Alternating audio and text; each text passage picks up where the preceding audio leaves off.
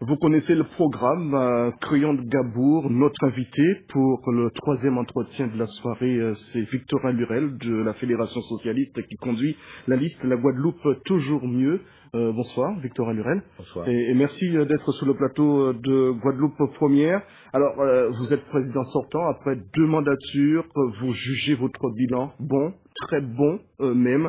Vos adversaires disent le contraire. Quelle est votre vérité? Je ne m'attendais pas à autre chose des adversaires. Le bilan est bon, je le dis, je le réclame. On a travaillé pendant 10 ans, 11 ans exactement, avec 9 ans de présidence effective, 2 ans par Joseph Borrell l'incertain, avec les moyens qui nous étaient donnés, et c'est une contrainte comme toute collectivité. Nous avons bien travaillé, et le bilan plaide dans notre faveur. Quel est l'élément essentiel qu'on pourrait retenir de cette dernière mandature 2010-2015? Si j'avais un mot à dire, c'est le leitmotiv qui a rythmé ma vie politique, c'est l'enfant, l'école, le savoir. C'est un savoir, un emploi, un logement, une éducation, un environnement préservé, un temps libre pour des loisirs accessibles. On a tenté de faire ça. C'est de mettre l'homme au cœur de l'action publique et puis magnifier, valoriser le plus possible la culture du pays sans pour autant s'enfermer. Donc s'ouvrir au monde, et je crois que le rayonnement de la Guadeloupe plaide en faveur de cette action. L'opinion doit retenir quelle opération? Quelle est, sur cette dernière mandature, c'était ça ma question, quelle est la grande satisfaction? Il y en a plusieurs. Donnez-moi un exemple. Il y a un exemple, les écoles de la deuxième chance. L'université de Saint-Claude, l'université, sauvegarder l'université des Antilles, son unité, lui donner des moyens. On a fait exactement avec l'université ce que l'on a fait avec les communes, à savoir des CDDT. Là, on a fait un CDDT universitaire, un contrat de développement durable sur 4 ans, donc un développement quadriennal.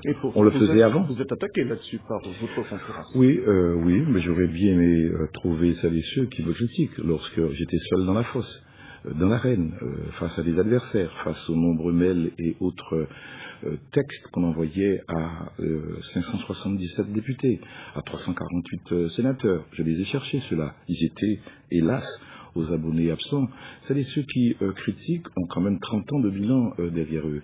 14 ans, 15 ans par Larifla, 14 ans par Gillot, 29 ans à la tête du département. Et toutes les plaies dont souffre aujourd'hui la Guadeloupe, c'est le résultat désastreux et calamiteux de cette gestion-là. Je reconnais un tort. Gestion que vous avez, d'une certaine manière, partagée au sein du C'est ce que je dis. C'est ce que j'allais vous dire. Parce que vous étiez partagé. Ben oui, j'aurais dû être plus exigeant avec Jacques Gillot. Je l'avoue. On l'avait à huis clos. Jamais sur la place publique. Parce que l'amitié commandait de tenter de convaincre à huis clos, si j'ose dire, un ami, un camarade. Bon. Il dit qu'il n'a jamais été mon ami et j'en ai souffert. La gouvernance d'un pays ne repose pas sur l'amitié. Ça peut faciliter les choses, il faut le dire. On ne peut pas diriger en étant simplement sur la raison déshonnante. Il faut être honnête. À partir de 2011, ça a été calamiteux. On a ouvert le socle dit de gauche aux indépendantistes, aux autonomistes, à tous ceux qui étaient anti-Lurel, à Toribio et aux autres. Et je n'oublierai pas, lorsque je suis venu installer pour la dernière fois Jacques Gillot, après 4 soutiens, 4 fois, où j'ai été reçu par des vuvuzela. La Guadeloupe a du mal à comprendre, puisque Victorin Lurel et Jacques Gillot, c'était Toto, Jaco en permanence. Pourquoi vous n'avez pas dénoncé ce qui n'allait pas à ce moment-là? Je reconnais cette faiblesse-là. J'aurais dû le faire sur la place publique comme je l'ai fait pour les sénatoriales. Le Guadeloupéen, il y aurait eu une rupture politique. Non, peut-être que vous n'auriez pas compris, ou la presse n'aurait pas compris. Peut-être que l'opinion n'aurait pas compris. La synergie n'a pas fonctionné à partir de 2011. J'avais des querelles, j'étais sur la place publique, quoi qu'on en dise, mais j'aurais dû le faire bien avant. Je reconnais ça. Cela étant, c'est derrière nous. La politique, il faut savoir, hélas, passer sur ces choses-là. Eh bien, j'ai travaillé. Lorsque j'ai posé la question en disant, tu prétends être socialiste, qu'est-ce que tu fais en politique économique pour soutenir l'activité? Est-ce que tu peux faire des emprunts au lieu de dégager des excédents qui ne servent pas à grand-chose? Est-ce que tu peux ne pas diminuer les dotations faites aux personnes âgées? Est-ce que tu peux mieux développer la petite enfance? Est-ce que tu peux avoir, pour lutter contre l'insécurité, plus d'équipes de rue et de prévention? Il doit y en avoir 7 ou 8 en Guadeloupe. Il y a 32 communes. Et ça explose, la violence. Et vous entendez aujourd'hui, sur tout ce qui fait de cette compétence-là, sur l'eau, Dieu seul sait combien j'ai tenté de convaincre cet ami. Sur le transport, c'est une calamité. Qui est premier vice-président du conseil départemental? Marie Chalus. Aujourd'hui, ces gens-là sont blancs comme neige ou comme blanc coco rien. Ce n'est pas moi, c'est l'autre. Je veux bien être un bouc émissaire. Je suis un homme responsable. J'assume ce qu'il y a à assumer parce que il faut savoir assumer. Mais lorsqu'on se défausse comme on le fait, c'est pas très courageux. Qu'est-ce que vous auriez dû faire ou pu faire que vous n'avez pas réalisé durant cette année? J'ai fait une chose qui n'était pas tout à fait autorisée. Les contrôles de légalité ont laissé passer. Lorsqu'il y a eu cette défaillance, ce déficit de l'action publique en faveur des crèches, on va créer 400 classes de crèches pour remplacer l'inaction coupable du Conseil général de cette époque. Je me suis substitué au département dans l'aide sociale. Aujourd'hui, je fais dans l'amélioration de l'habitat. Je fais dans les aides sociales. Les gens le savent en Guadeloupe. Aujourd'hui, de moins en moins d'étudiants demandent des prêts d'honneur. On vient à la région parce que c'est gratuit et parce que c'est bien servi. On a fait ça. Ce que j'ai pas fait, je vous l'ai dit, par exemple, je vais faire un barrage. Gilot m'a dit c'est 5 millions, c'est 31 millions. C'est vrai, on a obtenu les subventions, mais pas un centime. Sur le très haut débit, qui est traditionnellement en métropole, ce sont les départements qui font ça. Lorsque j'ai demandé 12 millions sur 160 millions, vous entendez, rien, zéro. C'est Joseph Borrell l'incertain qui reprend avec moi. Sur le haut débit, il y a eu le câble sous-marin. Oui. Il y a eu des promesses de rompre avec, d'effacer toutes ces zones blanches sur la Guadeloupe. Est-ce qu'aujourd'hui, la Guadeloupe est privée de haut débit un peu partout? Est-ce que c'est un échec? C'est l'échec de qui? Écoutez, on a fait pour toute la Caraïbe 29 millions un câble désenclavant la Guadeloupe. Maintenant, il faut faire le désenclavement terrestre. Ensuite, il y a un programme. Au moment où je vous parle, et ça a commencé depuis longtemps, il y a 19 communes où il y a des zones blanches. Et ça a commencé. Vous savez le reproche qui m'a été fait, on voit fleurir des panneaux. C'est une obligation européenne et française. Il faut mettre les panneaux. Eh bien, c'est pas parce qu'on a attendu les élections. C'est un programme. Et Audrey Cordano, qui est à la tête de cette affaire-là, fait un excellent job. J'aurais aimé avoir trouvé le département à l'époque. Je suis en train de câbler les collèges de M. Gilot de l'époque, qui le faisait par kit d'ailleurs, dans des appels d'offres qu'on peut s'étonner. Nous sommes à mi-émission, Victorin Lurel. Votre adversaire dans cette bataille pour les régionales, c'est qui? Eh bien, c'est, si j'ose dire, une forme de campagne qui n'informe pas. On a eu une pré-campagne longue, depuis, si je veux dire, les municipales, les cantonales, au refus de l'unité par M. Gilot et le GURS, et puis une pré-campagne qui dure depuis pratiquement 5 mois, le degré zéro de la pensée politique, il n'y a rien. C'est sur du cosmétique, sur de la surface, de l'écume. Je veux un débat. Je demande à M. Chalus, et peut-être aussi à M. Bernier, s'il le veut, parce que je reconnais là un vrai clivage.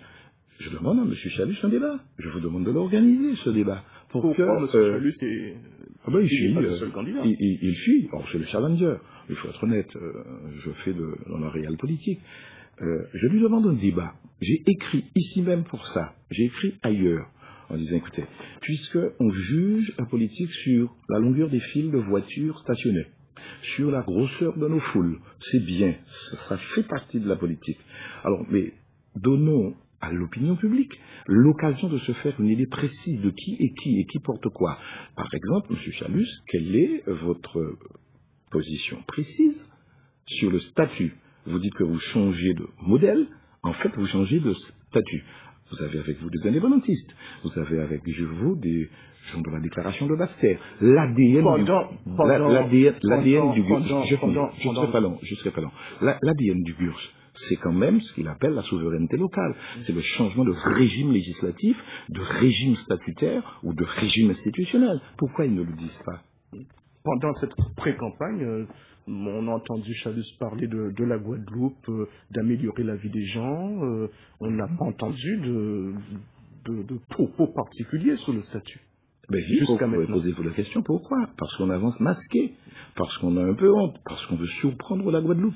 C'est pourquoi je veux un débat pour, débusquer, pour supprimer tous les flous. Et vous savez la belle formule, là où il y a le flou, il y a un loup. Et là, il y a un loup tapis qui s'appelle Michaud Chevry, qui s'appelle Ponchard, qui s'appelle Larifla, qui s'appelle Gillot, qui s'appelle Hubert Jean-Marie, et j'en passe. Il faut faire l'élucidation et la clarification. Vous savez très bien, nous allons avancer, nous sommes à 10 minutes d'émission, nous allons parler un peu de votre combat, de votre programme. Ensuite, qu'il y a 10 candidats, vous êtes 10 prétendants, et que ce n'est pas chose facile d'organiser un débat avec 10 personnes, ne serait-ce pour l'équité et pour... Vous l'avez fait. C'est peut-être pas à refaire. C'était une mauvaise expérience. On l'a fait. Cela dit, c'était bien conduit à votre programme, Victor. Non, mais demandez-moi si vous ne pouvez pas organiser un débat avec 10 personnes. Moi, j'assume cette proposition-là, de dire, je demande un face-à-face à Monsieur Chalus. C'est tout. C'est pas la mer à boire, ça. Qu'il vienne et qu'il ne fasse pas dans la suite permanente. Monsieur Lurel, avant de passer au programme, j'insiste, nous avions proposé un débat Chalus-Lurel. Votre entourage a refusé. Non, j'ai entendu ça. Victorien Lurel n'a jamais refusé un débat de sa vie. À l'époque, M. Chevry m'a refusé des débats. Mais je vous le demande là maintenant. J'ai écrit pour le demander. Alors, vous retenez ce que mon entourage aurait pu dire. J'ai écrit ici pour demander un débat. Vous me dites, c'est 10 personnes. Bon, très bien, je comprends la demande des autres. Mais puisque c'est les challengers, puisqu'il dit qu'il prétend une révolution qui va bouleverser les institutions, l'économie, qu'il va créer des emplois. Il est vrai. Apparemment, il aurait les moyens que Dieu lui aurait donnés, puisqu'il est l'envoyé de Dieu. Donc, par un coup de baguette magique, il supprimerait tous les chômeurs, il préserverait mieux l'environnement, la violence serait supprimée, l'eau coulerait à flot, les transports marcheraient, la petite enfance serait prise en charge, vous parlez beaucoup d'Harry Chalus ce soir, mais vous, par rapport à cette grande question de la Guadeloupe, 24... point fort, 260 propositions, c'est beaucoup, rien ne va plus. Je n'aurais en pu faire 1000, même 2000, et j'assume ça. Je fais plus de 240 exactement propositions, parce que je tiens compte du budget, je tiens compte de la pression fiscale, je tiens compte du niveau d'endettement. En 10 ans, nous n'avons pas augmenté les impôts, sauf l'impôt Chevry. Il m'a fallu 3 ans pour redresser la calamité trouvée. 65 millions d'euros de déficit. Et pourtant, on a donc géré, on a programmé, on a étalé, on a tous les schémas possibles. Au point que, voilà, Guadeloupe 2030, je dis ça dans les propos de l'adversaire. On va penser la Guadeloupe 2030. C'est fait. Il y a tous les schémas, il y a les 10 grandes priorités régionales qu'on a fait. Tous les schémas pour savoir où l'on va, comment préparer l'avenir de notre pays, c'est fait. J'ai commencé donc un travail et je dis que c'est un nouveau mandat que nous demandons parce que premièrement, le parti me l'a demandé, la Fédération Socialiste. Les alliés, qui sont nombreux, me l'ont demandé en disant « Victorin, tu es à même, et peut-être le plus à même de le faire parmi nous. On te demande de le refaire. Nonobstant ta déclaration d'il y a 10 ans de dire 2 mandats, ça pourrait suffire. Je l'ai dit ça. Et 15 jours avant les cantonales, j'étais dans un repas privé avec M. Chalus, devant 10 témoins, en me disant « Toto, je ne serai pas candidat contre toi. » Et je lui ai fait dire en souriant « Mais tu es candidat, tu ne le sais pas. » Et on prend rendez-vous dans 15 jours. Je vous jure, 15 jours après, il était candidat. Et puis, je quitterai pas des Mao. Alors, on me fait le reproche d'une parole de 10 ans. Je reconnais avoir dit ça, mais je sens... Vous l'avez dit chez nous. Je l'ai dit ici et ailleurs. Je l'ai dit partout. J'assume ça. Vous l'avez dit chez nous, à mon micro. Je suis pas dans le déni, bien sûr. Je l'ai peut-être dit ailleurs aussi. Non, il n'y a pas de souci, là. Mais quelqu'un qui dit, je ne quitterai jamais les Mao. Et qui, quelques jours plus tard, qui oublie ce qu'il a fait comme promesse à ses administrés, qui me dit 15 jours avant, devant 10 personnes, dont 2 élus, que je ne le ferai pas. Et je lui dis, mais tu es candidat, tu ne le sais même pas, d'autres ont décidé pour toi, et on sait qui tire les ficelles. Il nous reste quand même 6 minutes d'émission. En 2010, vous disiez que le rattrapage du retard pris dans le traitement et l'élimination des déchets, une politique responsable de gestion de l'eau, c'était des incontournables. Oui. Vous le disiez en 2010. Mais on le dit toujours. Vous étiez en partie responsable de la situation. Alors, on n'a pas avancé sur ces questions-là. C'est tout le souci. On a voulu faire l'Assemblée unique avant la lettre. La région Guadeloupe n'est pas responsable. Donc, en synergie, j'ai fait à la place de Gilo, la preuve, les garanties du CIVAD. C'est quand même la région. Le syndicat mixte, j'ai déjà délibéré pour y entrer, comme pour l'eau. Si je n'avais pas fait 2 réunions en menaçant mon ex-ami Gilo, j'allais presque dire, comme on dit, les pieds dans les reins, un peu à la baïonnette. Si tu ne le fais pas, là oui je demande à Ségolène Royal et au gouvernement de donner tout le pouvoir à la région. C'est ces 2 réunions. Ce sont ces 2 réunions qui ont décidé de la création du syndicat unique. M. Bernier pourrait en témoigner. Et pour aboutir à ça, on a dû écarter la CASBT qui ne comprenait rien à rien et qui ne veut rien décider et rien payer. Sur ce point-là, en étant hors compétence, j'ai fait le job. Nous atteignons les 5 dernières minutes avec, comme prévu, des questions de nos téléspectateurs rencontrés. La première question qu'on écoute et ensuite vous allez répondre. Monsieur Victor, la question que j'aurais à vous poser serait de savoir que peut-on faire pour la jeunesse et pour surtout qu'il y ait moins de délinquance et que la vie soit meilleure en Guadeloupe. Une vie meilleure en Guadeloupe. Alors, sur la délinquance d'abord, pour la jeunesse, j'entends la campagne et j'entends ce qui se dit. Ceux qui disent ça ne connaissent pas le bilan. Chalus était 43e sur ma liste, avec 2 de ses élus, Polyphonte Moulia et Audrey Cornano. Il y a un qui est resté avec moi, l'autre qui n'est pas sur la liste, monsieur Jalus. Il y a même une conseillère municipale, madame Jabès, qui est sur ma liste. C'est quand même quelque part un désaveu. Ensuite, on a mis en place une politique de la jeunesse avec Philippe Rondini à la tête de cette commission. Si je devais rester là à vous citer ce que l'on fait, il me faudrait 20 minutes. Et l'émission, c'est 20 minutes. On a une panoplie complète pour la jeunesse, et quelle qu'elle soit, qu'elle réussisse, qu'elle soit scolarisée ou qu'elle soit dans la rue, y compris quelque chose qui n'est pas de la compétence de la région, qui sont les sortants de prison. De dire que nous allons faire dans la lutte contre la récidive, qui est une compétence d'État, et aussi de la PJJ, et aussi un peu du Conseil général. Les gens ne le savent pas. Le Conseil général a une vaste panoplie de compétences, un vaste champ de compétences. Qu'est-ce qu'on a fait pendant 15 ans et pendant 30 ans? Comment dire, une économie à la petite semaine, sans vision, sans véritablement projection dans le futur. Et j'entends aujourd'hui qu'on veut s'emparer de ces thèmes. Je dis que pour la jeunesse, aucun jeune ne peut rester sur le bord du chemin s'il sait regarder. Il y a une main bienveillante et c'est souvent celle de la région. Cette personne qui a posé une bonne question, je lui dis, téléphonez, prenez rendez-vous, on trouvera une solution pour un jeune qui est en déshérence. Pour vous permettra d'avancer à 3 minutes de la fin de l'émission, on écoute. Monsieur Lurel, j'ai une question à vous poser. Qu'est-ce que vous faites pour l'emploi des jeunes en Guadeloupe? Parce qu'on les voit tourner en ville, on les voit à tous les coins de rue. Et ils ont envie de travailler. Il ne faut pas dire, il y en a qui ont envie de travailler, mais il faut leur proposer des solutions, des choses à faire, hein, monsieur Lurel. Emploi des jeunes, beaucoup de jeunes au chômage, trop de jeunes en chômage. Alors, première chose.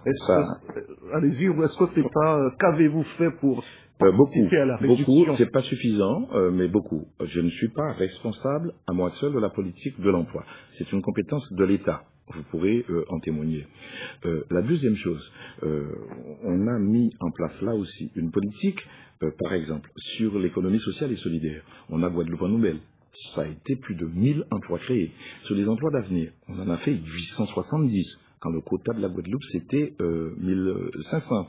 On a créé les écoles de la deuxième chance. On a permis à tous les jeunes qui veulent et qui portent un projet, on les finance ces projets-là.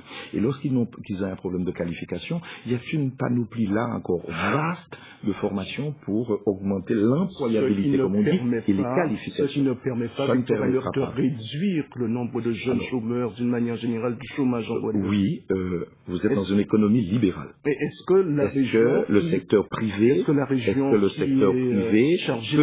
On vient de signer avec le MEDEF un contrat pour un choc de simplification et créer 700 emplois sur les 2 années. Dans le programme, on dit on va encore créer plus de 2500 emplois tremplins. Nous sommes la seule région de France et peut-être d'Europe à donner 12 000 € à un chef d'entreprise pour embaucher quelqu'un à condition de le CDIser après la période probatoire, la période d'essai.